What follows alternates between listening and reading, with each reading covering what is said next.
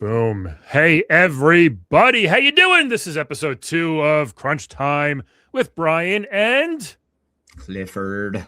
Clifford B. Clifford. How you doing, buddy? Yeah, I was good. I was trying to go by Lord Huge and have it beneath my name, but you were like, "That's not allowed." I'm like, "Okay, I'll remove it." And I defined the settings and get rid of that. Most people are listening to this. That's why, not watching it. That's a good point. They don't want to see our they want to see our pretty faces, man. I'm feeling insulted. You can find us on YouTube, people, if you want to watch the full video, or get it on any podcast app. But we are going to talk about some fun stuff today. We have a awesome guest, which I'm very excited to talk to you today. Yep. Easily one of our top 2 guests of all time. Yeah, when we nice. When I first started traveling around and I started dating Lauren, I would take her to these industry events and I'd introduce her to these people. It's like, "Oh, Lauren, we go way back." And then there's people like, "We go way back." And then she'd always be walking away. She'd be like, "How far back?" And I'm like, "Oh, 5 years." And then how far back? 10 years. How far back? 15, 20. Okay, I'm old. Leave me alone. And so I realized, starting this lovely podcast with you that, you and I can start leveraging our Rolodexes and guilting people that we've known over the years into coming on and just shooting the shit. So I think it should be fun. I think it's a great idea. Do you want to bring in our guest now and then we can start? Yeah, because I'm sure he'll have some things to say, especially over the first topic, especially having worked in music. We are going to bring in our guest, Alex Brandon, everybody. Let him hear it. How's it going, y'all? Oh, man, sound bites. I love it. I love it. Thank you. Thank you very much. Composer, musician, voice actor, Alex Brandon. How are you, sir? I'm doing okay. Thanks for having me on this shindig. Yeah. Let's shoot some shit about all.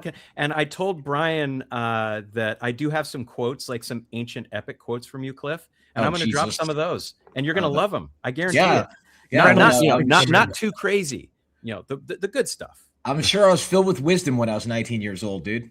You are. In fact, let me lead off with somebody was like talking about Tim Sweeney, just like, "Oh, Tim's the CEO and he's making tons and tons of money." Now, yes, we know now that's true, and he owns a quarter of the state of North Carolina. But back then, that wasn't the case. And like right away, you leapt to his defense and you said, "Dude, Tim lives with his parents and he drives a shitty car." Like. That was the case, and his parents, rest in peace. I actually had Thanksgiving dinner at his house many, many years ago because we were entrenched in Rockville, Maryland, and his mom made a pretty good turkey. But I think he was driving this like Pontiac Fiero at one point, and then he had like a Ford Probe that he used as his trash receptacle for all his Burger King containers. I shit you not, it was like an episode of Hoarders, and now he's meandering the mountains of North Carolina and getting those sweet V-bucks and has he's finding himself. Yes. Hey, I mean, you know what he's doing? He's doing some good with his boatloads of money, so more power to him. Yeah. And he'll be on the show next week, folks. If we can, if Cliff can leverage that friendship. I'd have to twist his arm and talk about when we shared a townhouse during the development of the first Unreal. There's definitely some stories there. Mainly how I got athlete's foot, but that's another story. Oh, wait, was that Canada? That was Canada, wasn't it? In Waterloo, Ontario, eh? There were some fun, times in the frozen wasteland of Canada. Yeah, like James Schmaltz put it in a college town because you had the university right there, and there was really nothing to do in that town, which I guess was a good thing because I would wake up and go to work for 16 hours and then just go back in, masturbate, and go to bed, and that was my life. It helps you sleep. It really did. And then before alcohol and Ambien and all the other stuff, and now I just go to sleep. So I'm at peace with myself. But now you do when you wake up, which is weird. Also, you start the day like that. It's kind of random in my case. Sometimes it's an Instagram trigger, and I'll just be like, "Oh, here we go," and then sometimes it's waking up, sometimes it's sleep. Yeah, random. I had a whole bit that I want to do talking about that actually masturbating into a urinal would be the ideal way to dispose of your ejaculate as opposed to a sock or your stomach, because you're doing the waddle to the bathroom with your pants still around your ankles and you can't the Kleenex never gets it all. Like you have to use the washcloth, and this is what led to the jizz mopper conversation last time. It is very unruly. That's 4 minutes in, folks. Cliff couldn't wait longer. It's always funny. But yeah, so we go way back, Brian. And I met Brian at our local comedy establishment. I love comedy. I'm at this place nearly once a week. And, I'm a big believer in, like laughter is the best medicine. And, I've tried open mic like 20 times and have failed about 19 of those times. But I found little nuggets here and there that work. And then it's like, iteration on, anything creative. You find the things that work and you, okay, take that and like, let's polish this off and kind of revamp it, redo it. And, I have a whole comedy.doc. So I'm hoping to get back into doing more open mic stuff. But everything in life, from creative endeavors to businesses to relationships, personal, professional, friendships and lovers, it's all iteration. That's one of the many, many lessons in life. It is. We don't get it right hardly at all, and we keep trying, right? Like that's the bottom, that's the foundation of everything. Like just being like, oh, yep, screwed up. Let's give it another go.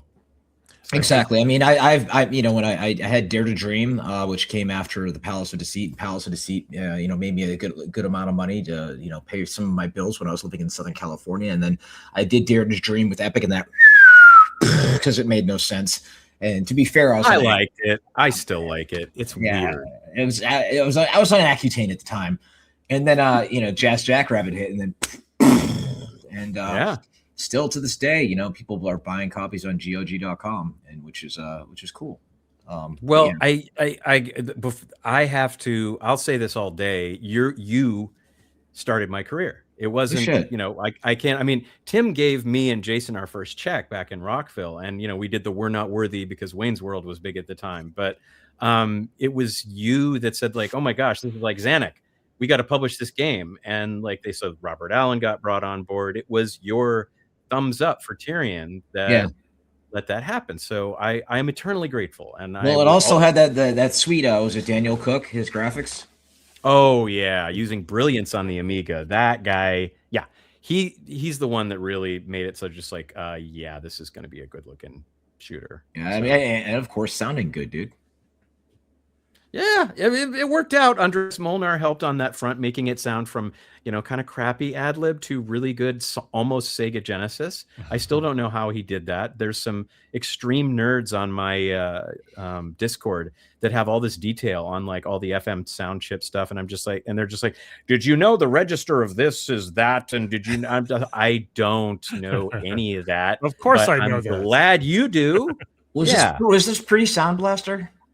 Oh yeah, this was AdLib, like original AdLib 87, and I was still using that in 92, 93 when I wrote the Tyrion songs. Jesus. And Andreas Molnar comes in from Germany because Robert Allen dug him up somewhere, and Robert was great at finding talent, so he was just like, this is our engine now. And I'm just like, well, it sounds badass. It sounds like a Genesis, which is it's weird because like the chip on the Genesis was supposed to be cheaper than the AdLib, but then like the number was higher on the AdLib and it came out later, but it sounded worse. And I'm just like, what? Again, like I said, like some of my fans know like 10 times more about this than I do, but like, it ended up sounding pretty good.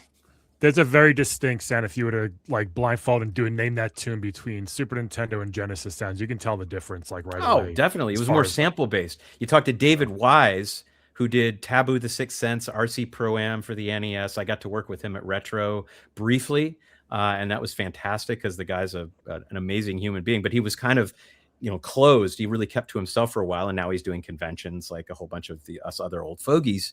But he told me about how he hand manipulated the waves to get the kind of sounds that you see in Donkey Kong Country. And I was like, dude, we all did crazy shit in order to get stuff to sound better. Wasn't RC Pro-Am one of the first Rare games? What was that? Yeah, I think so. That was made by Rare, right? And then, that was the isometric one, right? Yeah, that was fun. Then they went crazy with Battletoads. Then they went Battletoads, and before that, I think he did Wizards and Warriors. Nice. And I was just like, I love that game. I love the soundtrack. He's like, yeah, I did that when I was like, I think I was 15 when I wrote that. Is that the one with the big gems, and then the sequel had Fabio on the cover? Yes. Iron Fabio. Sword had Fabio. Yes. And it was one of those games you didn't really have to swing this sort of like, you kind of held it like a big dick and just kind of poked them like as you jumped. And it goes up and down like this. Yeah. Up super high. That was an interesting weird game, that one. Yeah. I still played it. Speaking of this, Al, so you mentioned like your first gig.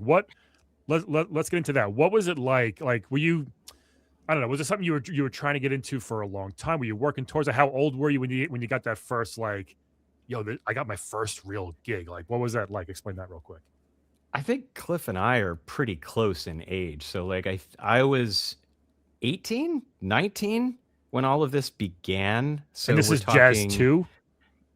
Well, so Tyrion / Jazz 1 is when everything started. So we sent so my oldest friend Jason Emery, who lives pretty close to me in Kirkland, he had a parallax scrolling engine, and we were all about like, oh my gosh, Shadow of the Beast is the coolest thing ever. We got to do more parallax. That game rules. Yeah, it is. I mean, it looks good. That doesn't mean it's going to be right. The remake is very good. I did play the remake not too long ago. I haven't checked that out. It was one of those games you just walk forward and you punch, and it's like 2 pixels in front of you. That's all you have. Yes, you have to be within that tiny little window, which is incredibly. I mean, that was the equivalent of a Souls-like for back then, I think. Yeah.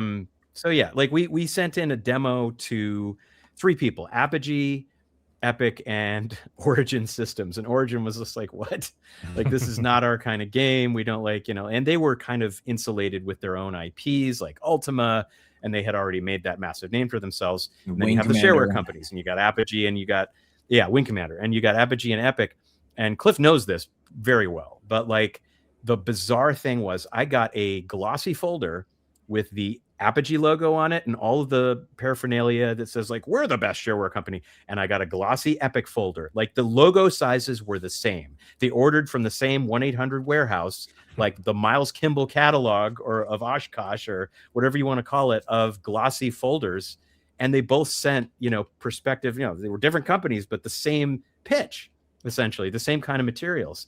So I was just like, yeah, I guess. But as it turns out, Apogee already had Stargunner in play at that point, and that was like a kind of an R-typey, but not super great. I don't remember. They had that Raptor. One. Yeah, Stargunner was their side scroller, and Raptor was the Tyrion, like what people were comparing Tyrion to because it was top down. Okay. But they had both of those, and they were like, maybe not right now. But Epic was like kind of still going a little further than where Tyrion was at the time. So they're like, hey, let's put this in our budget label, Safari Software, which was run by Robert. Yep. And when we got Dank, Daniel Cook, the graphics, kind of went through the roof. And, the art style went really high quality. And they're like, let's make it a full Epic release. So that was around 93, 94, actually. So I would have been 1920. What was young Cliff like during Jazz 1, Jazz 2? Young Cliff was a wild and uncontrollable heathen. No. Like he like dead serious at work. And like, we talked about everything from girlfriends to like, just like, what are we supposed to do with these females? How do we treat them? Like, because we're completely awkward and weird, young, stupid assholes, like in terms of, not knowing what the fuck we're supposed to do. So like, we would have conversations about just like, oh, she's hot. Oh, she's hot. Let me go ask for a cigarette from that cute girl standing over by the streetlight. Oh, stupid stuff. Yeah. It was like super bad without being funny. Yeah. Our parents didn't teach us things like, here's how to be socially, emotionally aware. The things that we're just like, oh my God, if I don't teach my own kids about this stuff, I am the worst parent in the world. So like one of the first things I did with 3 of my sons, not to get too far on that tangent, was like, just like, let me tell you about my failures in terms of communicating with all kinds of different people, not just women. Yeah. And let me at least teach you what I did wrong. And if that helps you, great. But you gotta, at least being aware of this stuff that my parents never told me about. In their case, it was just like, you kind of try to be ethical, and you drink a lot when you get depressed. I mean, that was the previous generation. That was how they dealt with shit. Anyway, that always has a happy ending. Yeah. So we were young and wild in our own way, and crazy about games. It's like, girls, no, go back to our computers. Yeah, exactly. It's just like, no. Girls are too good for us. We're gonna go play arcade games. Wait, a girl that likes arcade games? Those don't exist. Yeah, that was like an automatic reflex. Right. That would be decades later they would come about. No, it wasn't. Yeah, it wasn't some old guy on a horse with all dressed up in leather and tough guy with a rifle and smoking a Marlboro saying like, no, girls aren't supposed to play arcade games. Girls aren't supposed to be engineers. We weren't instructed in that way. It was an automatic response that I had. I was just like, girls are too good for this shit. Like this is nerdy, pasty white boy land. and it's where I'm going to retreat into in order to feel, less socially awkward. But that was the weird thing back in the day, in the 80s in the arcade, you'd see girls in the arcade playing like Pac-Man and Defender and Dragon Slayer and whatnot. And then something happened when Nintendo came along and it just really went like it was just gone. I don't know. That's a whole. Oh, really? So, that's that's a really good point. But I mean, to use them in advertisements, like let's get somebody in short shorts to play Miss Pac-Man, and that's how we're gonna do our thing. Oh God, all the 90s we know our market. So cringe. Yes, incredibly cringe. So much was cringe. That's still relevant somewhat today. My kids are 10 and 5. I remember when my oldest was like 7 or 8, and she'd have like at a party or something like that, and she'd be there with like 2 or 3 of her girlfriends, and then they'd just be talking, like being all fancy, and then there'd be 3 dumbass boys running face first into a wall, and it's like they're still pretty different. They're still very different, Yeah, boys will be boys. Yeah. And Dragon's Lair, there's a hard game. Impossible. It was so hard because you couldn't. You're in a bowling alley. You're in an arcade. That game has to be played with audio cues. Yeah. And you couldn't hear the fucking thing because there are people screaming. And it's just like, wait, how do you play this? It was always the fucking speedball machine. It looks amazing. Yeah, but it looks great, but you can't play it. You have to play it at home. And push the button at the exact right time. Yeah. I swear, it felt like I put in a quarter, and 2 seconds later, I would see myself turn into a skeleton. I'm like, what across the bridge happened? You'd lose immediately with the bridge. We had the Scholastic book club. We get that little folder with it's like 10 pages. They had How to Win at Dragon's Lair, and I bought that for a couple bucks. And I love that. It still didn't help because they had the little audio cues, as you were saying, the little ching ching, and they would kind of light up which way you go, and you had literally like a quarter of a second to react. Otherwise, boom, done. Like the original. I was not clued into that, and I still have terrible reflexes. I'm not a Souls-like champion by any means. So let's move on to like when you. What was your biggest? Would you say is Deus Ex like the big one for you? Would you say, and like you've done big stuff, you've done. I like you like Bejeweled 3. You've done like the Spectrum. Is there a difference going into those things where it's like either a mobile game or a big game, or do you go into it the same way? How do you feel about and tell us about the experience of getting Deus Ex?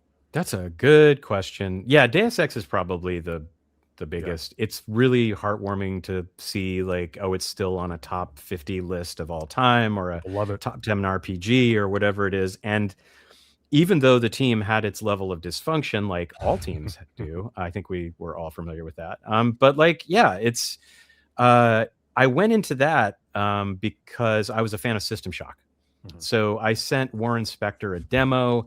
He showed it to Chris Norden, who was like kind of a design lead, but also like lead coder.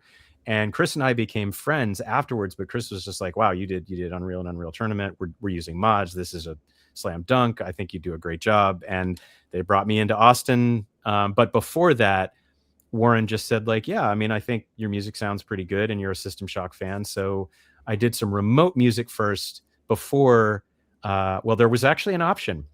And it's one of those what regrets do you have? I'm like, I don't really have regrets, but there's things I'm like, what if? And one of the what ifs is they were looking for, so Stan Nouveau was working at Retro at the time before, this was after he was at Ion Storm Dallas with John Romero. There's plenty of stories about that place. Plenty of stories about John Romero.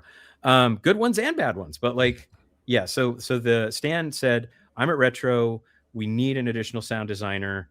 Yeah, it's not an audio director position because the audio director position was at Ion Storm because they didn't have one. And I was like, I'd rather have an audio director position with with this new project, even though I wasn't as familiar with Deus Ex as it was in development. Or I think they had I don't think they said they were working on Metroid at Retro, or maybe they did. It was a while ago. So that was a tough choice because Metroid, I've got what is this? How can I? Nice. There. Like guitar with screw attack or Vari or whatever you want to call it. So Metroid fan, but I chose Ion, and that's how I came to go live in Austin. So that's how that happened. But as far as other projects like mobile, there's a ton of stories. I mean, each project is different in its own way. Some projects are just I submit stuff, it gets thrown over a fence, it gets put into the game, it sounds pretty good. Other games, I'm just I want to dive into this and do things moment to moment. and it feels great to want to score a game. It's ridiculous in terms of time and budget, but sometimes that's what you want. Like there's games that I see that actually inspire me. It's a little rarer these days because I'm older and I've played hundreds, if not thousands at this point. Oh, that's just this meets that. Yeah, it's just, I mean, like, what was it? Cliff, you remember, like, I think Electronic Gaming Magazine or Electronic Games, and there would be the Atari ad that would be a 2-page spread that had all of the Atari 2600 games in boxes neatly organized. And as a kid, I was like, I'm never going to play all of these. And that was back then. Yeah. So now I'm just like, yeah. Well, now it's all about who's streaming what, right? And like what are the top 10 things? It's like, my wife loves like Counter-Strike and whatnot. Now she's playing Subnautica 2 because it came out, early access. Boom, bazillion people watching, and I'm like, does that even have music in the game? Because she's like playing music on the stream at the same time. It's like music in games to some extent. It's a bit of a lost art lately. But that's the thing is, I want, to have the music kind of go. I love, like when the monsters attack and the combat music kicks in, and then you defeat the combat bowl, and then the music's like, and you're like, it's just such a huge part of the experience. It's kind of telling the player what to feel in a good way. Right? Well, like, Expedition 33 was a great game in itself, but that music put that game into top 5 all time for me. Like it was that good. I thought, is that a bad sigh or a good sigh? No, I just started playing. Oh my God, it's fucking amazing. Well, so yeah, I mean, I started playing it, and then like, they've gotten to the point where Gustav is getting ready to go on this journey. That's like the first 30 minutes, right? Yeah. I'm definitely sucked in right now, but I get this sensibility of just like, I'm getting a little bit of musical, like Les Mis. I'm getting a little bit of JRPG. I'm getting a little bit of like, there's like the actual gameplay. Like some of it is like ho-hum, everything I've played before. But some of it isn't. Like the combat has some pretty cool aspects. The pairing is so there's some cool combo of turn-based versus real time. Yeah. So I like that already. The boss fights in there and the music. There are some parts where you just like you want to just put the controller down and just like close your eyes and listen to it before you start doing anything. Like it's that good. Like it's incredible. I'm looking forward to it. Sweet. I remember back when I had my Genesis and Revenge of Shinobi came out. I used to sit there. You could like play the music selections, and they had that like that funky kind of urban like all those games back then had the sound test you could do and play all the music in the game. It was so fun. I think Revenge of Shinobi. Hold on, we're getting some breaking news. We're getting some breaking news. Yuzo Koshiro. Yuzo Koshiro just came out with Eartheon, which is a retro Genesis shooter. Oh, and Yuzo Koshiro is one of the Japanese composers.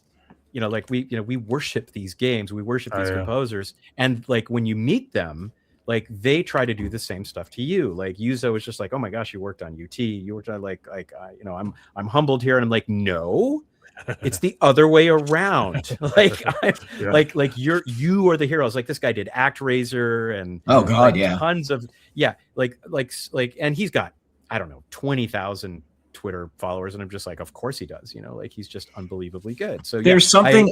I think limitations force creativity. I believe that for years. Like when I finally got around to like on Gears, like you don't have an entire keyboard in front of you. You just have this, make it work. Mm-hmm. What's the green covering, Lauren? Anyway, and so like same thing with like the kind of retro sound, and that's why I love like chip tunes and the kind of like retro music. And I'll ask like Alexa to play like chip tunes, and it's like, what?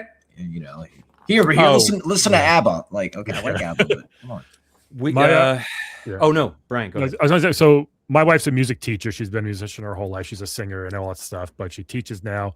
And the first game that she was really like, what are you doing? What is that? Was Last of Us. Because I was watching this documentary, they had it in the menu of the game about I forget his name, but it was like a 45-minute doc about the music of the game. And she goes, "This is for the video game?" I was like, "Yeah." And she's like, "Oh, that's pretty cool." And then she really started to like appreciate music in games. And one day when she heard me playing Expedition 33, she goes, "What is that?" Because there's a lot of opera songs, and she's like, "This is awesome." Like, I know it is, yeah. So she can appreciate. She doesn't play games at all, but she can appreciate how good some music has gotten. Oh, lately. yeah. Some really big, I mean, Ghost of Yote is the thing that I'm really into. I was lucky enough to, I got to, the community here in Seattle is great, and Sucker Punch is here. So we took a visit there. They talked about the Foley. They didn't talk about the soundtrack because it was mainly the sound design team. But since like, you know, all of the people, including the audio director, just come up and talk to you, and you LinkedIn invite, I'm going to be bending their ear about like how they did that sort of stuff. But at the same time, it's funny. Here's like the modern stuff. Like some of the modern music can get anyone's attention. They could just be like, that sounds like a film that's got nuance. It's got like live performance. It's got all this amazing stuff. There's a flip side to that where like, and I'm getting to that like, because like I did a stint because a dear friend threw me a bone who's like with this kind of big audio outsourcing group, and it's for a really big project that happens to have an embargo on discussing my involvement with it. So you can, you know, make whatever guesses you want in terms of tell us off air huge projects. Well, put it in the chat. I'll just put it right in the chat. So like it'll be soon. Like I'm gonna put it into my reel. But that is I mean, I've crunched before, but like the intensity of work on that just for sound design, I was just like, people hit it so hard for the big games these days. Like it needs like lots of, you know, sleepless nights. It needs a lot of, you know, just like going back and forth. It needs a lot of layers in between the actual, you know, creative person and all of these approvals, et cetera, et cetera, et cetera. Like, you know, the bigger it is, the more of that there is. And it's hugely stressful at the same time as being exciting, right? Like, so that's kind of the new norm in terms of game dev. And like, you know, like I said, like if I could go back and do it again, yeah, hell yeah, I definitely would. But I don't know for how long any one person can stretch that kind of dev cycle. So like when I think about music and somebody comes at me and says like, we've got a spreadsheet of 800 different things and we need to parse it. And we've got 12 producers doing this. And we've got like, you know, 3 different orchestras that we're combining all the stems from. And then there's the interactive integration portion. We have 5 people on. I'm a little bit like, okay, you know, where is it? You know, I go back in time, not to retreat, but to just be like, you know, my brain does these comparisons and I'm just sort of like, what if we just wrote a track and like got the feel of it? And, you know, maybe not just slam it in. You know, Deus Ex has an interactive score, but like it's so huge now. And I think that's part of why the industry is like sort of checking itself in terms of, yes, it's terrible and there's layoffs and it's awful. And there's live service that's retreating from live service because it's just like, wait, hold on. Let's be more focused now. Let's bigger is not necessarily better. Exactly. And you know, I look at games like, you know, Mouse PI, which, you know, like now I have all this time to just play all these games and like, you know, playing through Mouse PI start to finish. And it was just thoroughly enjoyable. And it sold, you know, if I recall, nearly 1 million copies. You know, you look at games like Pragmata that came out and they're doing really well. Like, I think gamers are burnt by the games as service model these days. You know, some of them like Apex and Fortnite, you know, are still chugging along and doing well. You know, people even Marathon. Well, Marathon, for every story that I read says that it's doing well. There's one that says it's not. So I don't know who the hell to believe, but it's one of those things that, you know, I'm a big believer in just the $29.99 kind of release point, you know, and now there's all the conversations about the next GTA, you know, like it's going to cost $120 and Strauss Zelnick is like, they will pay it, you know, and it's just like, you know, probably they will. Probably worth it too. Yeah. You're probably getting $100 worth of entertainment with it. At least.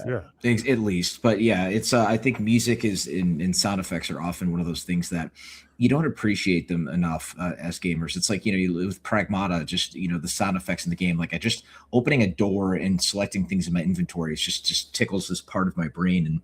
And, you know, loving musicals and getting the goosebumps right at the right time to time that with a game experience. That's like that perfect rubber hitting the road of you know, dopamine response in the brain and stuff. There's like millions of games that have done it like before. I'm going to mention this, but like I think Shovel Knight really gave like indie games can have fucking killer soundtracks. I was waiting for that. You know what I mean? Like that soundtrack is, I'll just listen to that. I'll hey Google, I'll have them play that sometimes because it's so fun. It's so good. There are games like Grease, and Arise, two indie games that are just incredible, especially music wise. That it's like, it's like you don't need $1 billion for this. Like this is a small team that made this beautiful soundtrack, and I love that in games nowadays. Celeste, don't leave out Celeste. Definitely, don't leave out Celeste. Incredible. And is it something Sisters? Gianna Sisters? Yes, Gianna Sisters, which was Chris Hulsbeck. Yeah, so on Shovel Knight, interesting little story there. Years ago, Dan Gardape, who did like a track for Unreal, like he does, and he did a track for Jazz 2 as well. I had no idea. He did the psychedelic area. Oh yeah, Jazz 2. Not the hippie area, the Dream. Sorry, the Dream level that was in the add-on pack. So he lived in Boston for a while. I think he works for or it used to be Kush Games. It's now 2K or whatever it is. And it was late 90s around Unreal Times. And he said like, hey, there's this young guy that I think you should listen to some tracks for. His name's Jake Kaufman. And he's with this group Tapeworks that we're all doing sound for various things, but he's really wanting to get into game soundtracks, and maybe you could give him some feedback or whatever. So Jake, I met, he did an email introduction. I got the first track from Jake, and it had these like what so many composers do is like with orchestral stuff, like they'll take an old synth that has marcato strings, or staccato, just a dun dun dun dun dun dun. And he had this track that just had mostly non-dynamically tuned stuff to make it sound a little more live and a little more dynamic, right? So like if it's just repetitive, unless it's like a dance track, and you're trying to make it an orchestral sounding track, it just doesn't come off that well. And that's what made producers in the early 2000s say absolutely no synthesizers ever, right? Like there were these huge sweeping statements that producers would make about like, let's not do any synthesizers at all. We never had that issue at Epic, but so I gave Jake that feedback. I was like, maybe go to your automation layer in your digital audio workstation and like tweak some of those marcato strings. Later on, fast forward 20 years. So I knew about, I think this was after Shovel Knight, but like Jake tracks like a lot. He does mod files and that sort of stuff. It's like the early days of Epic and Epic Pinball and all that jazz. But he sent me this track called Nightfall Over the City. And he was like, Deus Ex kind of inspired this track. And I listened to it and I'm like, you have far surpassed my skill. Far surpassed it. Like you have shot into the stratosphere with just like your compositional ability and all of the stuff that you do. And we collaborated on a track that I did for a Kickstarter album. And I was just like, yes, how do I... He's a monster. Now, what he did, like he exploded a bit, and then he wanted to start a studio in LA with a whole bunch of composers all writing music and doing streams and all that stuff. And it crashed because we have our own challenges in life. I won't get into the details. It's just like, there was a big crash. And I was like, I get the crash. When things get really big, you're starting to make a ton of money, a whole bunch of people are talking to you, things can happen. And so like he kind of went into this space where like, I think there was a Kickstarter that just kind of fell flat or whatever it was. And people were like, what's Jake doing? What's Jake doing? I'm like, I haven't talked to him in years, but I'm just leaving him alone and trying to check in and see if he's okay and stuff. And I think he's still doing fine. I think he's still doing a bunch of projects, but there's a darker side to all that. Whereas, a lot of devs that I've known either get out of the business or wind up in a bad place or full on just, so that's why it's important to check in once in a while with people you worked with many years ago.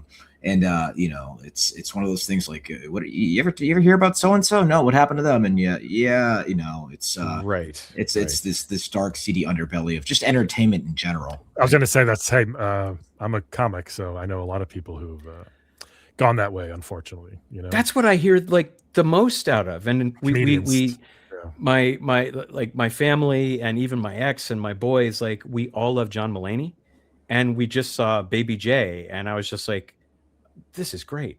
Like this is just this is a look at reality with the same comic spin. He had his own issues with substances, right? A lot, yes. Big time. Yeah, he's gotten clean, I believe, so it's great. Well, I mean, that's the whole thing about like Matthew Perry, right? And I remember like being at the supermarket, I think it was a Ralph's in Southern California, and there was a cover of People magazine, Matthew Perry, happy, healthy, and hot, and then years later, and then I like whenever like a friend or a celebrity passes, you're always like, what got him. And then it's like, oh, he wasn't wearing a helmet on his motorcycle. I'm like, that sucks, but And then, then if it's cancer, it's like, God damn. And then I need to go to the doctor. And then when it's, it was ketamine, and, same thing with like Michael Jackson and propofol, then it was something like that. It's like, good Lord. And it's amazing, like, how fragile the human condition is. And especially when you have a creative mind, how easy it is to drift. Brian, I mean, in comedy, like, I'm a huge fan of Doug Stanhope, and, he's just still parties and drinks like a fish, but his work is still on point. And I think it's kind of like Jackie Chan's Drunken Master, where I think for somebody like him, he has the genetics, and it totally like helps him somehow. I mean, you got people like Mitch Hedberg, Chris Farley, Greg Giraldo, Belushi, some of the best, funniest people ever. That way too short, unfortunately. So yeah. And that's it's amazing. It keeps going in terms of story. Well, George Carlin got asked by Charlie Rose at one point. By Charlie Rose, actually, no, that's more like the Inside the Actors Studio. But he got asked by Charlie Rose if. It's like, what's your secret to just, you seem very angry about a lot of things, but how much of that is actual anger? And he's just like, I just don't give a shit. I do not care. I think that humanity has doomed itself, and that the best we can do is, we can get a laugh out of it, not to make fun of it, but just to be like, are we just going to sit and stew, or are we going to, take a funny look at everything? I have seen so many people online post if we only had George Carlin in this day and age and everything that's going on. And I think it was wine and pills that eventually got him. Oh, really? Okay. Yeah. And it's just, he was also like 90. Yeah, that too. He was up there. I mean, okay, so he lasted a while. All right. I mean, it was mostly that. You can't be on the substances and be at a certain age, because at some point your body's just like done. Yeah. But yeah, so Alex, real quick, what's your favorite stand-up comedian of all time, and besides Brian here? Sorry. Besides Brian, which I've told Cliff I need to make it out to North Carolina to do karaoke, to see his stand-ups and your stand-ups. Favorite stand, it's a hard pick. So there's different, periods of time that I really like different comedians in. I got to see Carlin in Vegas for first anniversary with my ex, and that was fun. I liked him a little better earlier in the 80s, because it's just like fucking this and fucking, and it wasn't so much the swearing, it was just more of the angry old man type. When I saw him in the early 2000s before he passed in North Carolina, he was just the whole set was just him ranting and being angry. I was just like, okay, man. Yeah. So some things he can put a funny spin on, like a man was eaten by a 22-foot bacon, lettuce, and tomato sandwich today. That's that's just weird and funny. So I'd say that he's up there. Richard Pryor. I got to see so just randomly specials will show up on Netflix, and when your kids get old enough, it's great to be able to be like, yep, you're 13, 14, 15, whatever, let's start tiptoeing into the stuff. It's there's going to be some language here and some topics. But I watched all kinds of crazy shit with my youngest son, Sean, and Richard Pryor was one of those. And I wouldn't say we were crying, but it was hard to breathe when he was doing his heart attack scene. Talking about the realities of heart attack. He's just like, you moved, didn't you, motherfucker? He's just like, no, I swear I didn't move, you lying motherfucker. So that was a riot. These days, again, it's I'd say a combination of Tom Papa and Eliza Schlesinger, who is I love Eliza. Who is so on point with social stuff and hot. And then there's also let's see. And John Mulaney are three of folks that are up there. But there's a lot of good comics out there. Brian, there's probably a ton of competition. It's probably not easy. Of course. We got to meet Eliza after one of her shows, and I paid for the meet and greet, and we got on stage to get the photo. And she's like, "What do you want to pose?" And I was like, "Let's do a Street Fighter pose." And she did Hadouken, and I have it printed. So cool. Down in my movie room, and she signed it the second time that I saw her. Did the same thing with Nikki Glaser, and we're in the era where there used to be women can't be funny, and now we have all of these. Well, also Gilda Radner, hello. There's so many funny female comedians, but now we're in the era of the female comedian who's not only funny but also really pretty, and I don't know what the hell's going on, but I'm here for it. Well, there's an Australian comedian that I was introduced to. That it does have a Netflix special. Brian, I don't know. Is it Aislinn B or something? Is that her? That one? Oh my god! Now I gotta hold on. Netflix. I saw her on something recently. She was on actually one of Richard Ayoade's travel shows, and she was so. I'm sorry, Hannah Gadsby. Have you heard of Hannah Gadsby? Yes. Okay. Yeah. So we saw. I think it's Nanette. Yeah. I think we saw that. And so Hannah Gadsby.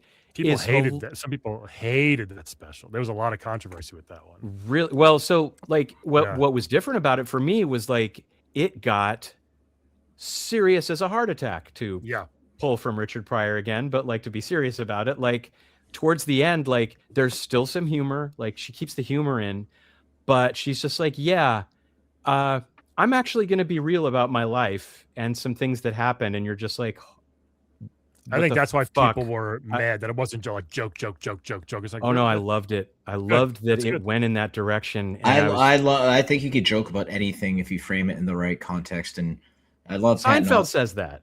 Yeah, well, it's true. I mean, you look at Louis C.K.'s SNL monologue where he's talking about molesters and stuff, and then, but I mean, Patton Oswalt, who I love, he did that special Annihilation, and he's talking about the journey of losing his wife, and the hardest day of his life wasn't when his wife died, but the next day at the playground where he had to tell his daughter.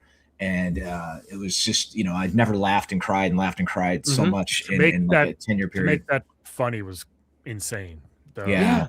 It was great. I'll also master class. Alex, if you don't know Gary Goldman, do you know him?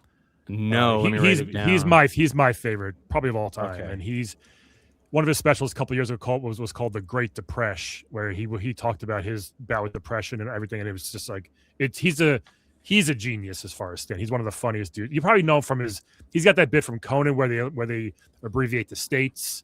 It's a pretty famous bit, but you may have seen it. You'd be surprised at what I'm not familiar with. Gary what? Gary what? Goldman, Gulman. He's one of the best there is. Yeah. All right, I'm definitely checking that out. It's good stuff. Yeah, there's a lot of good comics. There's a lot. What? Anyway, yeah. Segue. Two more games I want to talk about. Go for it. My one you may see behind my favorite thing is Ninja Turtles, and you worked on one of the Ninja Turtle games. Tell us about that real quick. What was that one? Oh, geez. Yeah. So Jeff Broadbent is a composer that, like, over the years, he would do the thing. And the thing is, you try to gimmick yourself up in terms of sending demos to audio directors. So I would go from Ion Storm to Midway to Obsidian.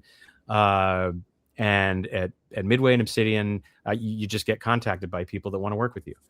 So Jeff has always been one of those people. I never directly hired him, but he was nice enough to hire me, like not to do music, but to do sound design for Ninja Turtles. It was a French company, and I don't remember the exact the exact version of the game. It felt a little like the arcade game, which was really cool, right? Like the artwork was kind of in that style, and it was fun to play. So like, don't mess with success. I think you could probably put out who knows how many sequels to the arcade game for Ninja Turtles. The NES version is the one that I really liked the music for, but it was a little too difficult. So yeah, working on that was awesome. I went to go see the first film when it came out in the theaters, which I enjoyed quite a bit. Super Mario Brothers movie with Bob Hoskins. Anybody? Hell yeah. Maybe a little different of an experience in terms of like what the hell was that? But yeah. Speaking of movies, Cliff, do you want to talk about our Mortal Kombat movie experience? You timed that perfectly. Like that was good. Huh? Well, the credits roll, and I'm there with Brian and our friend Chris, and so Lauren's there, like, okay, that happened, and I'm like, we're like, is there an after credit scene? Is there an after credit scene? And then like Lauren gets bored. She's like trying to find like, okay, is there a Clifford in the credits? Is there just trying to pick out names, and there was not a post credit scene. But I honestly don't remember the last Mortal Kombat movie. Like, I don't know. It was kind of forgettable to me. But this one, like, the setup was great. You could tell they had a budget for this. And it was, I learned years ago, when in doubt, give the people what they fucking want. And that's the Mario movies, the Sonic movies. And this movie gave us exactly what we want. They nailed it. Yes. It was so enjoyable. The second movie. It was. Did you see it, Alex? Did you see it? No, I was going to say I have to check it out. Really good. Like first of all, it's so funny at point. There's a character. I don't want to give it away, but he's so funny in it. Okay. The story's fine. It's exactly what you think. The action was great. It wasn't like there was no really corny dialogue, you know what I mean, that you kind of expect from these games. We were laughing. We were just like, oh, this is great. Like there was times we like they had those serious moments, like the Earth realm and blah blah blah blah. Right, and then right. you have Kano and all that who's making these wisecrack comments. But I remember. Oh my God, Rosebud is a sled, man. I remember seeing the side of, I think it was Mortal Kombat 3, and seeing Quan Chi, I think is his name, the bald guy on the side, and I was like, that is like the dumbest looking motherfucker. And it looks like a person who tried to scare you with the NC, the fair, like, haunted mansion. And like, it's like Uncle Fester not in shape. Yeah, and he actually is an integral character within life and death within the whole IP. But anyway, he was great in this adaptation. I thought. He was really sweet. Good. He was. But I mean, Carl Urban. I love the boys this season's a little bit uneven, but overall, I think Carl Urban's one of the most underappreciated actors. And they did this whole bit with Baraka, which was great. And it was nice and bloody and violent. Who's gonna die now? Who might come back? And then you're waiting for that song, right? You're like, okay, of course it's like it's coming, and then when it finally you start hearing, dun, dun, dun, dun, dun, you're like, yeah. That's I saw the old one in the theater. I don't think I saw MK1, the more modern one, in the theater. And it was the first video game movie that I think you walk out of the theater and you're like, that wasn't bad. Yeah. That was actually fun. Like there was some cool stuff in that. And it was like, it was amazing. At Midway, I was so lucky that Dan Forden said, okay, you can be Dairu in Mortal Kombat Armageddon. So that was a lot of fun. It's not the biggest character. It's not a Scorpion. It's not a Sub-Zero, but I got to do the whole set with just like, like all of the grunts. I was going to say that there was no story for that game. It's mostly just grunts and screams, right? That you probably did. Well, was there dialogue? The story, there is a story. Like the story was like, okay, we are going to bring every possible character into the same universe to have a final battle of some kind. But I mean, like, was there dialogue? Wink. Yeah, was there dialogue in that game, or did you do mostly? Was it screams and grunts and punches? You know what? That's a good question. I don't remember dialogue. I think I just remember doing the grunts. Yeah, exactly. Like cool. One of my, one of my character's special moves is kind of hokey. Like I fall backwards. It's the tomb. I remember that. The tombstone and everything just sort of shakes. It's not the same as Jack's hitting the ground or anything like that. But like, no, it was great. It was like falling off like an office chair, kind of like what was it? No, I mean it's like a trust fall with nobody behind you. You just slam down. Yeah, I stiff as a board and then boom, and it's just like what was that, dude? Like a fucking fainting goat. Pretty much. It's pretty lame, but like the Dairu is a cool name, and I was just like that's pretty awesome. And Dan Forden was the audio guy at Midway, and he was the toasty guy, right? He was the toasty guy. We on a visit to Austin. Because we had Midway Austin at one point. They had the big studio that they built, which eventually went to EA BioWare. So Dan Forden came down. We had Mark Shafkin, that was the Austin audio director, and I was director at San Diego at the time. And we were going to dinner, and I said, Dan, come on, dude. And he's like, and I was like, I know you get asked this all the time, but you're with friends. It's internal. It's not like, some fanboy thing, but like it is at the same time because I grew up with this. And he was like, fine. Toasty, and we all had a really, we cheered. It was great. I would have been like, "Can I get to Baked Alaska first?" Exactly. He retired like a few months ago, and he's so great career. Like pretty much most, if not all of it, at Midway. Like 30-40 years, I think. So yeah, Midway had some amazing games. I mean, he worked on like Smash TV and Total Carnage and all that, right? Yeah, like just about everything that came out. NBA Jam. You remember you used to be like, boom shakalaka. Yeah, yep. I mean, and then they were the dunk, and they were like literally hitting the rafters when they go into dunk and everything. Yeah, that was the classic game that like even if you didn't like basketball, it was still a great fucking game. Yeah, He's on Fire is really He's on Fire. Yeah, so it was fucking classic, man. But yeah, Let's go. So we have some fan questions. You want to go there? I do. Yeah. So my friend Adam, who's actually he did our theme song. He's a composer. He had a couple questions he wanted to ask you because he heard absolutely. Pros and cons of using virtual instruments versus traditional. Are there any, or what do you mostly do now? Do you play real instruments? Not really, but you know what I mean. Yeah, no pros and cons. Okay, so really good question. It used to. I came from Nerdville. I want to do just arcade, chiptune stuff and ad-lib stuff, and then there, at some point, Enon Zur says like, we've got to do orchestra. Like, I don't know if you guys are familiar with, he did Starfield most recently.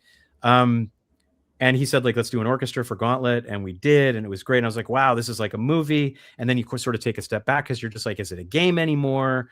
And we all had those, sort of back and forth. There's room for everything. Like, everything is a tool in the toolbox.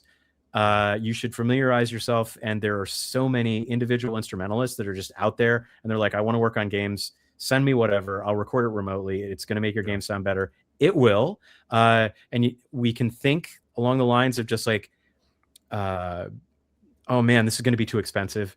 It's usually not. You do not underpay anybody, unless they're just like, okay, I have a trust fund and I'm living off of the trust fund. I'll do whatever, right? Like, that's fine, I guess. But for the most part, like, you get their rates, you pay them what their rates are, and then it's like an hour, and you have some awesome live music in your game. Now, having said that, that doesn't always mean that's going to be the thing. You might want to go chiptune, or you might want to use all synths and make it like a Tron type score. So it's there's benefits to both. I mean, you're talking about the classic, like, write the song and then record it with a full orchestra and like in an old cathedral kind of vibe. Or yeah, that's exactly what we did for Gauntlet, and that was great. I haven't done it since. I have a lot of virtual instruments by Spitfire that sound amazing and sound, like the average person probably couldn't tell they were live. At the same time, we're in an age now where there's so many layers. Like, there's the drum machine, and drummers are afraid they're going to go out of business. Then there's samples, and then like live musicians are afraid, and some of them do, and a lot of them don't. Because they keep pushing that. Now we've got AI, and I'm just like, if I can have an excuse to hire a live player, I'm really going to take it. Yeah, I mean, that's the thing is, you look at it when everything went digital, and then the rise of vinyl, or the return of vinyl, and we're in the era. My wife and I, when Suno came out a couple of years ago, we were screwing around with it, but it's gotten ridiculous with that. But there's just a certain, like, your average user can kind of smell and taste that kind of like the dirty fingers of AI on things. Yeah. But the crazy thing is, it's only going to get better, and people will always want the real thing. Yeah, nobody's going to go to a concert, that's played by AI. I mean, well, yeah, maybe some people will, but like, I'm certainly not. Well, I mean, you look at your average DJ experience, and it used to be like break, right, and then now it's just like a dude. I remember seeing Girl Talk at the Wired Rave Awards many years ago, and he performed, and it's just him, little charismatic dude, and he just like hit a button and be doing this, and he just jump up and down, and everyone's like, yeah, and I'm like, yeah, and I'm sitting there like, he's just hitting the fucking button, dude. True, yeah. But hey, there's catchy. Some DJs. I went to Satellite Records a while ago, and there was a guy that showed me like the tempo matching, bringing one song into another, building up a crowd over hours of time, like. There's some pretty amazing DJ skills with a Z that's actually there. But yeah, there's also just beep, Yeah, and it's the Andy Samberg SNL skit, like, when's the bass gonna drop? And he's like, he's gonna drop. Yes, and then that's hilarious. All their heads explode. It's just great, I love that one. Was there ever a time you butted heads with a director on music direction, or like director of a game? Oh, absolutely. Like yeah. Harvey Smith wanted much more low-key, subtle music because for Deus Ex Invisible War, because it was just like, okay, we're doing an immersive simulation. We want to be more like Thief, and we're going to keep it really low-key. Fans went just nuts. Not saying that the music sucked. Like, I think, there's plenty of appreciation for it, but like for all kinds of reasons. I recently told people about this. I finally experienced the thing that Cliff fears. And Cliff, we talked about this several times. Spiders? Oh, not just spiders, right? Like, I would just be like, hey, I'm getting a whole bunch of people that want another jazz game. Let's do a jazz game. And you're just like, nobody's going to be happy. There's no way it's going to be. And I was like, oh man, you're just being an old so-and-so, and you're just throwing cold water on everything. Well, I worked on a game that was a spiritual successor to StarCraft and StarCraft 2, and the hardcore fans raked us over the fucking coals. Like, I love people that are passionate about games. I will not say that those people are not, human beings with feelings and all that kind of stuff. But like Tracy Bush worked on StarCraft 1 and StarCraft 2, and there were people that were like, it has to sound just like StarCraft 1. It's not impactful enough, and it needs to have that simple sort of raw, literally crappy sampled sound that was from like the late 90s, mid 90s. And Tracy was like, fuck you. That's the stupidest idea I've ever heard. We wanted to get into at least a little more fidelity, a little more immersion, a little more advancing the genre forward. And you're literally saying, I only want what I experienced for the first time. And I was like, this is what Cliff was scared of. Well, that's, I get it. The problem is, my brother told me it's not exactly a unique thing to say, but nostalgia is the most powerful drug. And so many people are in love with a memory of, where they were at when they first played whatever game. Was it spring? Was it summer? Did they have their first love? Did they have their dog die? Like, what? That just went all over the board. But you know what I'm saying? It's like people just love the idea of a memory. And so, like, Jazz 1 and particularly Jazz 2 largely holds up. And it's like, go to GOG.com. I mean, if you want to pick it up, but it's like, we had literally, I'm friends with one of the lawyers over at Epic, and she's totally cool, totally badass, good friend of Lauren's and mine. And, she's like, so little shop talk, like, what's the deal with Jazz? I'm like, you tell me, like, how about you go through that, like, like end of Indiana Jones, Raiders of the Lost Ark, like, Epic, legal document warehouse, and, bust out your forehead, minor cap and start just digging through all of it and figure out where the hell that is. And then, I would, there's plenty of some of my favorite games, as we had talked about earlier, Celeste, Shovel Knight, these, like 2D retro platformers on the Switch, which I just adore. Let's see if we could get together a team like that. I don't know if how heavily I would be involved. But, I still think a Jazz 3D in first person could be actually really interesting too. We tried it. Yeah. Yeah.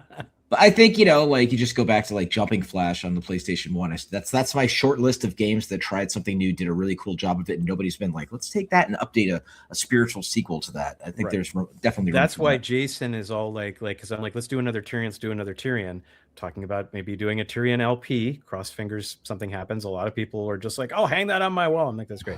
But Jason is just like, I would want to do, I'd want to do something so different. And I'm just like, I get it. Like, why do, the same old shooter? Because if you try and make the same thing, it's not going to live up to the memory. Exactly. So it has to have the feel and the vibe, but still kind of, and then you want to grow your audience while having the people who liked, the older one, because they all have kids now. And they want to be like, hey, this is like the sequel to something I loved when I was your age. Check it out. And like, oh, that's kind of cool, Dad. I'm going to go back to TikTok. Fuck off. Yeah. If we get 5,000, if we get 5,000 likes, Cliff will make Jazz 3. You heard it here first. Okay. Well, there you go. There you go. Petition. What's the biggest misconception you've heard the public say about composers, if anything, maybe in video games? Biggest misconception about composers. I don't know. Sometimes I think. Well, okay, I got one. There are some people that I'm starting to break through this misconception, because there's people that are like, I can't work with Alex Brandon. He's too expensive. I've had people reach out. Please keep reaching out. It turns out there's a really big mod community. There's a bunch of indie developers out there, and they're like, I love Deus Ex. I love the games that you worked on. I'd like to be able to work with you as a composer. Some people I'm like, here's my rate. Standard rate is actually not, it used to be $1,000 a minute. Cliff, I think you remember UT was like 2,000 a song. And so like, that was great back then. And so, so these days it hasn't gone that far from that. But you're at the point where you're so established. It's kind of like I have certain family members that don't bother texting or calling. You're probably just too busy. I'm like, no, right. Exactly. So like I tell people, like, people reach out through their website, people reach out through LinkedIn. I just had somebody say, hey, do you want to do a title theme? I'm like, I'm totally down. My rate's my rate.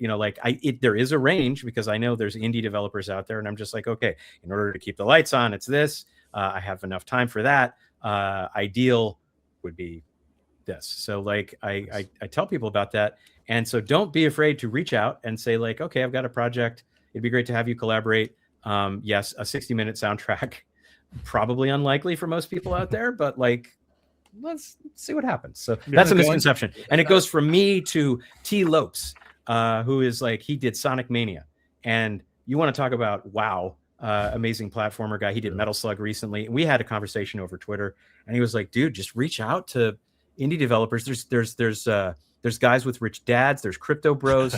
There's you name it. There's people with 40K soundtrack budgets or audio budgets for their indie games. You just got to reach out because people are posting it on social media all the time. You just say, hey, what's up?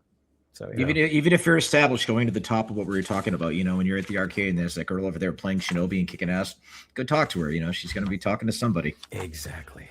Last fan question. Ever snuck a fart into a piece of music? God, I wish I had.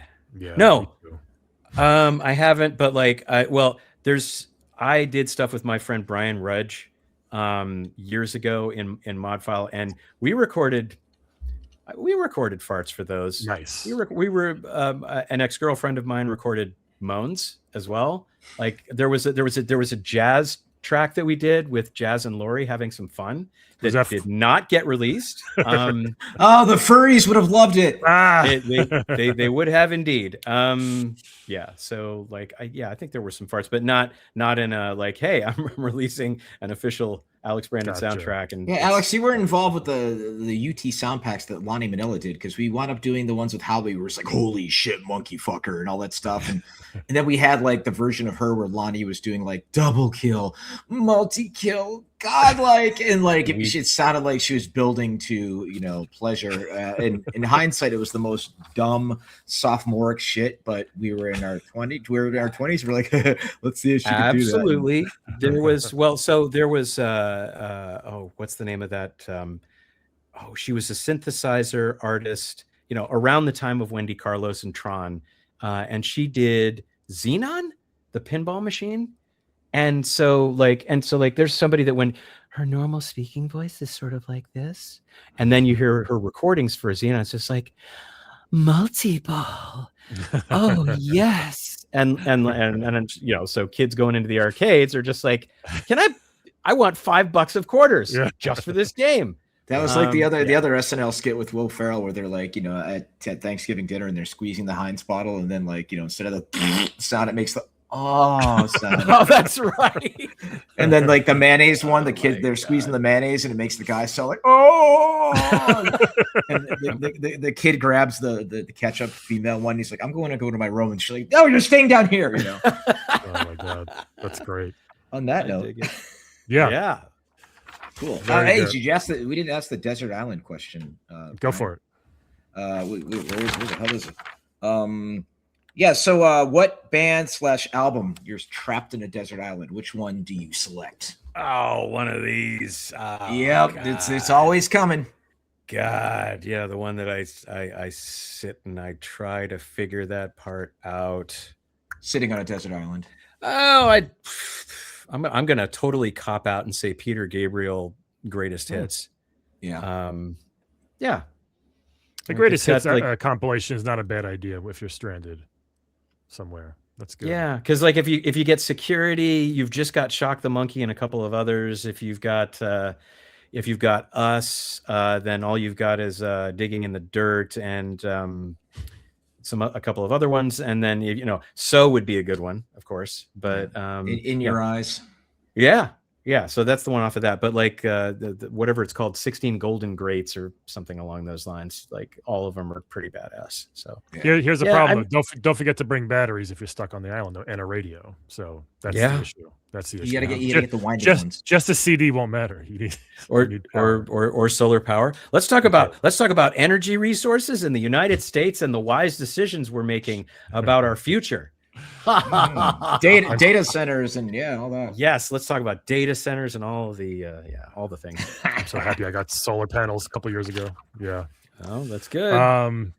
Good shit. What's next for you, Alex? What do you working on anything that you can tell us or? Whoa. Okay. So we're talking to somebody about so a guy Shivoxy reached out to me and said, I've got a mod called RL Craft, and I'd like you to do, and it's for Minecraft, and I'd like you and Michiel, Michiel and I are going to keep working together until we die.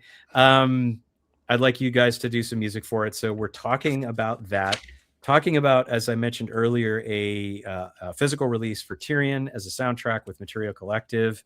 Initial talks for that are going on. There's a project that hasn't been signed yet that I can't quite announce yet. There's the Embargo thing, which was some really cool sound design work. And there's another thing that I'm in talks with people about that I'm hoping to hear some news about soon. I hate, don't you hate the whole just like, I'm under NDA and there's all this stuff. I'm working on something. Yeah. I don't know. To collaborate with Cliff would be great. There's talks. We're talking. Yeah, I was gonna say I don't know how much to say about along lines like that. Yeah, I'm gonna keep bugging about like just people are still asking about jazz. But like I said, I had that check where I was just like, if you don't want to do jazz, don't fucking do jazz. And like although wait a minute, the thing that I am starting to do that I'm less scared about myself is talking to Epic about releasing original soundtracks. Yeah. Now, I think Cliff and I both know that there's complications, there's complexities, there's how Epic is a different company now than the one that we joined a long time ago. There's people that I still talk to, like Stacey Conley, the community manager, who is an amazing human. And she's done some great stuff, like released like an Epic Classics set of stuff. Even Tyrion stuff was on that. That was great. But fans still ask about the original things. Like, I just want to go onto Spotify and type in Unreal or Unreal Tournament or Jazz or whatever and just play the stuff. They get so like laser focused on Fortnite and V-Bucks and all that stuff. It's like, guys, you have a small tiny crew of people that could embrace your past and remind them about where you're at in the future. Yeah, it's such a no-brainer. So when I went to the limited run store over here in Cary with my friend Adam like a month ago, and they have a whole section of vinyls from soundtracks. I'm like, and people buy them, man. It's just like it's such a no-brainer. I love listening to this stuff. It's such a good idea. I hope that happens. What you're talking about? Fingers Dude, crossed. I mean, even you look at the Utes, and like the 15-year-old niece like loving Billie Eilish. She has to get the vinyls of that and Taylor Swift and all that stuff, and she literally has the record player. Like, and she's like, it sounds so much better on that. I'm like, sure it does. All is not lost on the Utes. Yeah, I saw all 3 Ninja Turtle games. The first 3 for Nintendo on a vinyl like compilation once. I'm just like, that's a great idea. Like things like that. Like, yeah, like games that have dope music. Just released it. Yeah. Materia is moving units like a lot. And thankfully I'm like their main like headquarters / record store is in Tukwila, which is like 20 minutes from me. And so like I go and talk to Sebastian and Jamie, and you've got like Magician Lord sitting there. And I'm just like, I'm going to buy this, like, on CD or whatever. And that's friggin' awesome. And people do purchase that stuff. And it was, for the first responses I got, and I won't specify the company, was like, it's going to cost our lawyers $50,000 just to look at a contract for this. And so it's not going to be worth our time. And I'm just like, you don't think about short term. You think about long game. And that's exactly what Materia is doing. It's just when you have like all of these soundtracks, that adds up over time. So yeah. Also, maybe the problem is paying someone $50,000 to look at a contract. Maybe that's an issue. Also, but no one should get paid that much. Oh my God, what a notion! Charging $900 an hour. There are good lawyers out there that are more affordable. That's insane. Yeah. Let me plug some socials real quick. You can find Alex on his where'd I just put it? Here it is. On his Instagram at Alex Brandon. And his Twitter, that's it. Yeah, at Funky Rustic, which I love that name, by the way. Funky Rustic. And you can find us, by the way, everybody, at Crunch Time with Brian and Cliff on Instagram. You can follow me at Laugh at Brian. You can follow Cliff at Dude Huge Tank. And you were going to tell us one of your cliffhangers, Cliff, why you chose Dude Huge Tank from last episode. Oh yeah, that's a whole story. There's an article about Gears of War that was on Kotaku many years ago, and Kotaku kind of led the way for all the kind of like hipster gaming journalists, like, I don't like this game. It's got big boobs in it kind of vibe. And then we'll put that over here. But then they're like they meant to say dude hugs for everybody, because when Gears came out, so many people were like, it's just a big dumb bro shooter, blah blah blah. And then I was working out really heavily back then because I hated myself, and I was pretty buff, and so then I went by the nickname Dude Huge, and then like that name suddenly got taken on every single silo. So I was like, what sounds cooler? Dude Huge Tank. Like the first time a Panzer showed up, they're like, oh, Dude Huge Tank, right? Like maybe that's how it happened. All right, that's how it happened in the war, and yeah. And so that just kind of stuck. And so that's, my Twitter, which is still a terrible platform, is the real CliffyB. So, Instagram is Dude Huge Tank. And, I think I'm on Blue Sky or Threads, but I just like cross post on that. And I'm not on the TikToks, although I need to be, because my wife gets really good traction on that. I thought it was a Mystery Science Theater reference from that one Star, whatever movie that was, with the guy they kept making is like Blast Hard Cheese. Arm Footloose, like it was like. Well, it sounds like real manly name. Yeah, you'd sign up for like an Xbox like name, and you didn't want to name yourself, and it would just give you a name like Crunchy Feta Spread or something like that, and you're like, sure, fuck it, I'm not Velocity Girl, but that'll work. Right. So I never knew that. That's cool. That's cool. I have to say, it's just like, what is Dude Huge Tank? The thing that I keep coming back to that I will never let Cliff live down is his picture in Entertainment Weekly in what looks like a swamp with his pants pulled up wearing a Pac-Man t-shirt. And I was like, oh my God, he's a publicity whore. And you were like, yes, I am. Yeah, I've read every issue of Entertainment Weekly for 20 plus years. And it was like my life's goal to be in that. And I was just like, dude, what matters is, the games you make, standing up, for themselves, and, no amount of press, amounts to that. And I just, I wanted to be like famous game developer, and it's just like, make great games and make fucking money. That's all that matters. Yeah. Now, do you go ahead, Alex? Oh, I was going to say, and then there was the American McGee weirdness where people were kind of leaping to your defense, and they were just like, dude, why are you such an asshole? And this was years and years ago. So yeah, like it's like people have our moments of just like, no, I think I deserve a little bit of spotlight. I'm going to take my spotlight. I'm going to have my fun. And with that comes like, screw that guy. And it is what it is. But the best success, or the best, thing is just to be living well and to be happy with yourself, and, embrace the people who love the work that you've done. And hopefully, what Ramiro does is he's like, yeah, I'm Doom guy. It is what it is. I did all this stuff, but hey, here's what I'm working on now. So, embrace your past. He owns that really well. He does not have regrets about like, he doesn't fall into this tearful, words of rage about like, oh, those people hated me because they said I was going to make them their bitch or something like that. He's just like, whatever. We were young and stupid. He's got a great attitude, and Brenda's great. And it's all ancient history you can read about in his book and my book, and there's books everywhere. And goddamn, he death matched my best friend, or not Jason. Sorry, I have two. Aaron, who lived in SoCal. He was getting married, and he death matched him for his bachelor party. And Aaron was a better player at Doom 2 multiplayer than John Romero, and Romero put up a good fight. But then and he's on speakerphone, right? And so like during one of the last kills, like over the speakerphone, we hear "fuck that lucky ass bullshit shot," and we loved it. So that'd be a great sample, a great sample, a great hook. Fuck that lucky ass bullshit shot, right? Yeah, man, we got to put that into people still playing Doom 2. Yeah, he's a legend. Great. Cool. Awesome. All right. Good stuff. Thank you, Alex. This is awesome. What a fun conversation. Thank you. This was great. A lot of fun. And Alex, keep in touch, man. We could, stuff we're talking about, blah, blah, blah, blah. And, let's keep on moving. And somebody was like, oh my God, another podcast. But I guess I wanted to listen to middle-aged guys talking about video games, because, there are a lot of us out there. And Cliff, soon, maybe you will join us in our baldness. You have too much hair for this podcast, I just realized. That's true. Me and Alex have matching heads. You should see the back, so it's coming. All right. Well, you're getting the memo. I'm hanging on as long as I can. Cool. All right. All right, thanks, gents. Thanks, everybody. We will talk See you next week. Please like, subscribe, tell everybody about the show, Crunch Time with Brian and CliffyB, and we'll talk to you next week. Bye-bye, everybody. Bye.